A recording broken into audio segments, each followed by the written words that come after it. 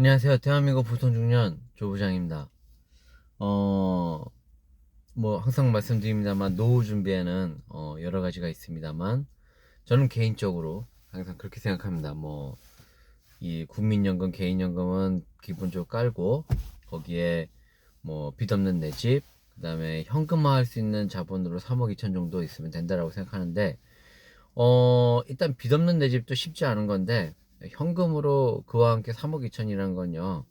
전체적으로 보면은 어떻게 보면은 서울 기준으로 아파트 기준으로 보면 10억이 넘는 그런 정도잖아요. 그러니까 여기 여러 가지 사항 봐서 잘 조절하시기 바랍니다. 저는 개인적으로 빌라를 써서 빌라를 이용해서 지금 빚 없는 내 집하고 한 1억 5천 정도의 자산을 현재 준비한 상황이긴 한데 확실히 빌라는 좀 어려움이 있더라고요. 예, 저는 견딜만 하니까 사는 거지만 또 못 견디시는 분들은 못 하는 거니까 각자 어떤 환경에 따라서 잘 조절하셔야 된다라고 저는 생각합니다.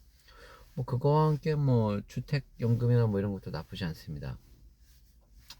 저는 오늘 금융에 대한 얘기를 좀 한번 해보려고 하는데요. 저는 작년에 2020년도, 2022년도, 2021년도 내내 투자를 하지 못하고 주식이라고 하긴 했지만 되게 소액으로 1,000만 원 언더내에서 이렇게 왔다 갔다 했는데 계속 손해만 봤고요. 그거와 별도로 이제 차라리 돈을 좀 많이 모았어요. 그래서 원래 2020년도에 가지고 있던 순자산이 한 5천만 원 이렇게 살짝 넘어가는 수준이었는데 그게 한 3년간 이렇게 계속 그 돈을 이렇게 저금 해서 지금 현재로서는 한 1억 한 5천 정도. 이게 좀 되게 아이러니한 부분이긴 한데 5천만 원이 넘는 순간부터 돈을 부르는 상황이 되긴 되더라고요. 자, 그러면 이제 고금리, 고환율, 고물가 시대가 왔잖아요. 자, 이제 돈을 이제 적극적으로 불려야 돼요. 그럼 어떻게 불릴까요? 일반적인 산업, 우리은행, 국민은행, 신한은행 여기에서는 돈을 불리기가 좀 어렵습니다. 적금 같은 거는 예금 큰 돈 가지고 있지 않은다면 그게 불가능하세요. 그래서 저는 보통 어떻게 돌리냐면 산업은행에 있는 파킹 통장을 같이 이용합니다. 산업은행에서 나오는 입출금 통장은 지금 현재 기준으로 입출금, 자율 입출금 그냥 일반 통장이 2.5% 복리 이자입니다. 연.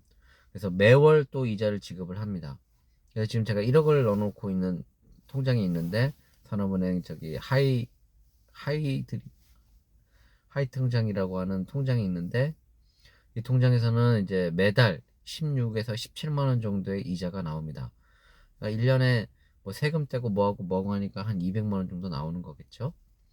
거기에 음, 이제 적금을 이제 운영을 해야 되는데 최근에 나온 거 보니까 5.4%짜리 적금이 나왔어요. 예금 적금이 나왔는데 근데 이건 3년짜리예요.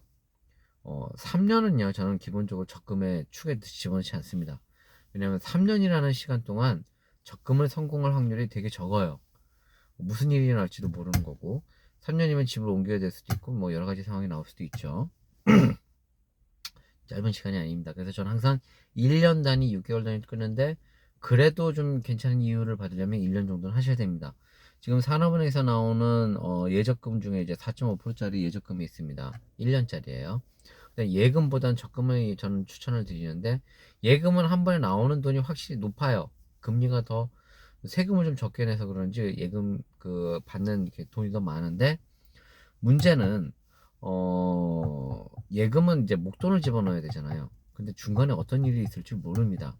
그래서 저는 주로 어떤 방법을 쓰냐면 파킹 통장과 적금을 같이 운영합니다.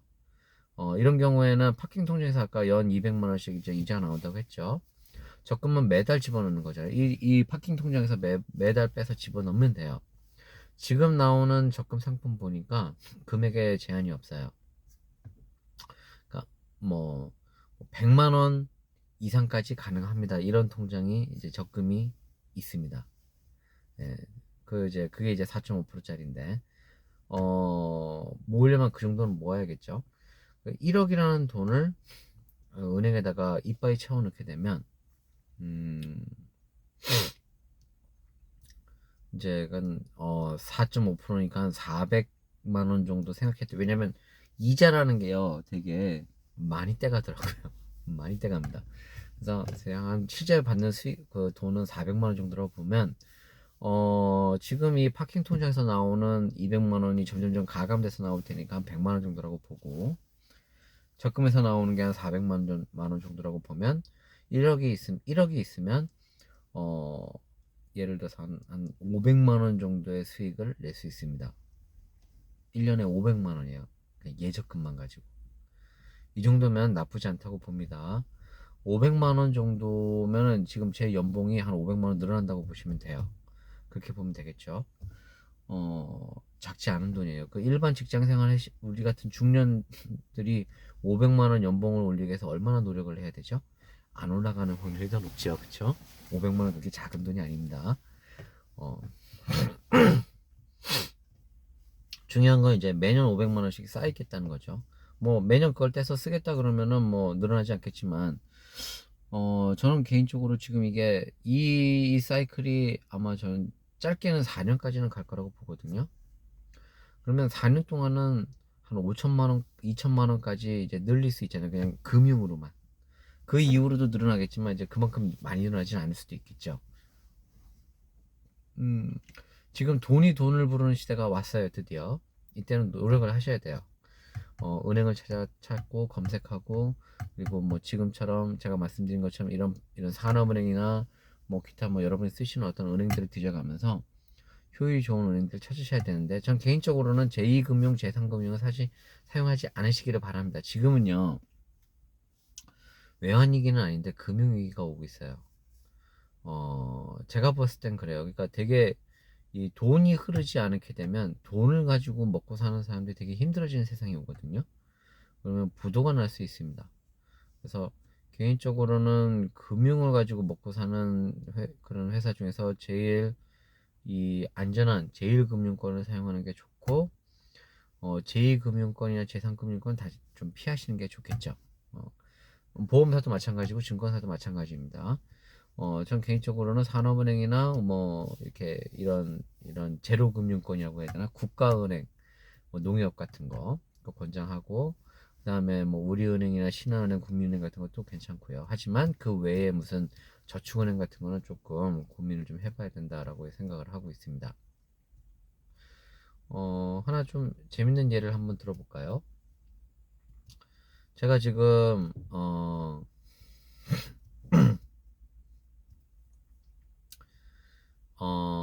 이제 월세를 살아야 돼요. 월세를 살아야 된다. 이건 제 진짜 실제 얘기를 가지고 얘기를 하는 거예요. 저는 이제 집이 있지만 지방에서 근무를 하다 보니까 이제 한 2년 정도 계약을 하고 이제 5천에 50만 원짜리 월세를 최근에 얻었습니다.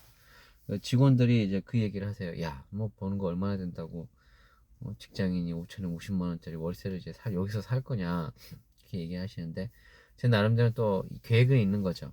아까 제가 그렇게 저는 아까 이제 1억 5천 정도의 여유가 있으니까 5천만 원을 대출을 안 하고 순수한 제 돈으로 이제 그 보증보험까지 걸어서 이제 보증금을 내고 나머지 1억 가지고 돌리는 거죠. 뺑뺑뺑뺑뺑 돌려서 그 뭐라고 할까, 이 자금을 원활하게 돌려버리는 거죠. 예를 들어서 뭐 월세를 이제 내기 위해서 그렇게 하면 1년에 500만 원. 원래 50만 원씩 1년을 내면 600만 원 정도의 월세를 내게 되잖아요. 하지만 저는 이자로 500만 원을 벌기 때문에 실제적으로 쓰는 월세는 100만 원 정도. 그러면 매달로 치면은 뭐 한 8, 9만 원 정도 되는 금액만 저는 지급을 하고, 나머지는 어 나머지는 이제 그 이자로 어떻게 반가이 하는 거죠.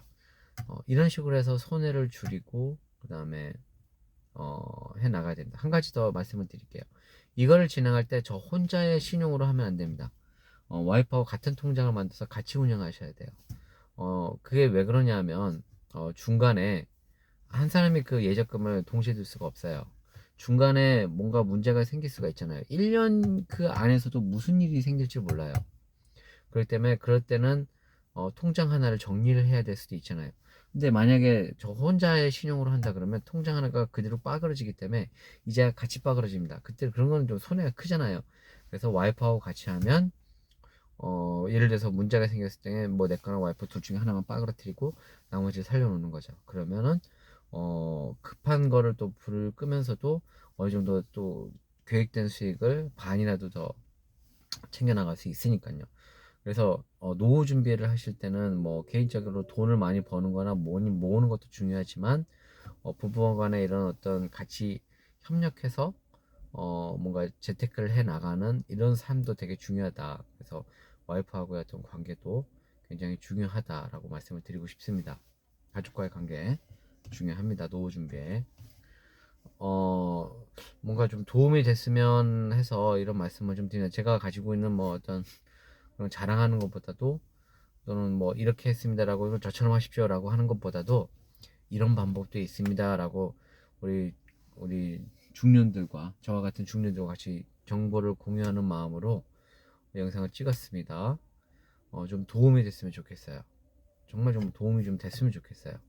왜냐하면 저는 모두가 다 좀 제가 늙었을 때, 나이 들어서 은퇴했을 때 같이 좀 이렇게 살면서 살았으면 좋겠거든요. 어, 그런 세상이 오기를, 또 우리나라가 또 노후 준비에 또 성공하는 나라로, 일본보다 더 성공한 나라가 됐으면 하는 마음이 있습니다. 예, 도움이 됐으면 좋겠습니다. 대한민국 보통 중년 조정태입니다. 조부장입니다. 감사합니다.